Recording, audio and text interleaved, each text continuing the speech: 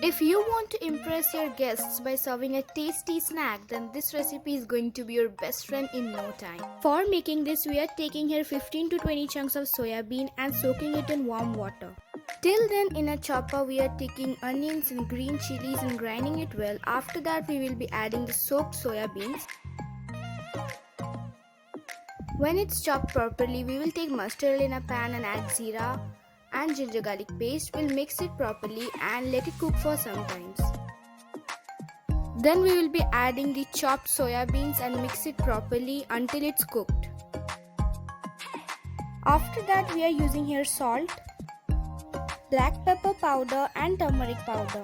Last, we will be using garam masala and sprinkle some fresh coriander leaves. Now our filling is ready. Let's make the simple dough.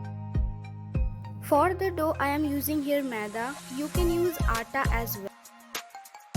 For this recipe, the dough needs to be kneaded well and it should be soft enough.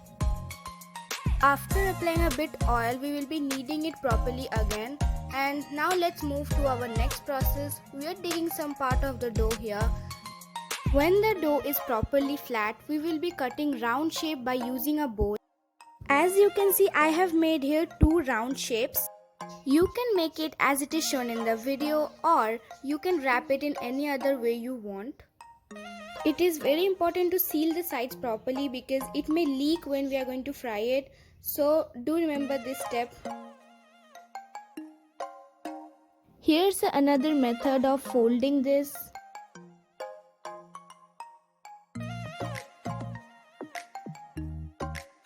After the sides are properly sealed and locked, we will be frying it in deep oil for 2 to 3 minutes from both the sides properly. Now your snack is ready to serve. Do enjoy this with your family and friends and let me know in the comments how it tasted. And do subscribe for more recipes. Bye!